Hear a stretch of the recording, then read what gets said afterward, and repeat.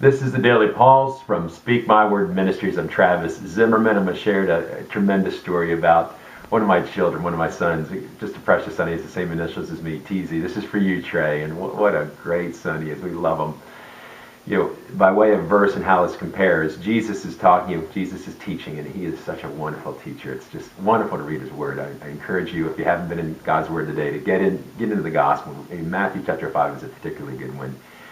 But Jesus is teaching the Pharisees and his disciples, how we're to serve and how we're to love. And what Jesus makes the comparison here is Matthew chapter 25, verse 40. He says, "The king will reply, I tell you the truth. Whatever you did for one of the least of these brothers of mine, you did for me."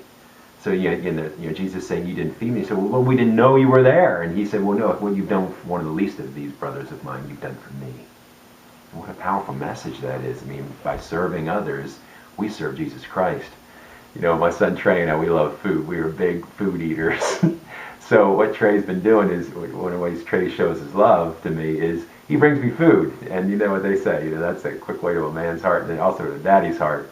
So I will come in and Trey will have, I'll come home from a long day of work and Trey will have some kind of snack he's going to give me. And this is just, here's a excellent example. This is a bag of fruit, if you can see it because of the glare, but it says, "For Dad from Trey, 8-11.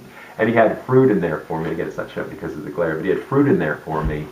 And here Trey's doing just the opposite. Like Jesus is teaching the adults that we're to treat others like this. And here my son, my 9-year-old, or our 9-year-old, is coming in and ministering to me. And it's so humbling. So of course that food tastes better than it would if you just got it out of the ice box. And out of the crisper, rather, icebox, where'd that term come from?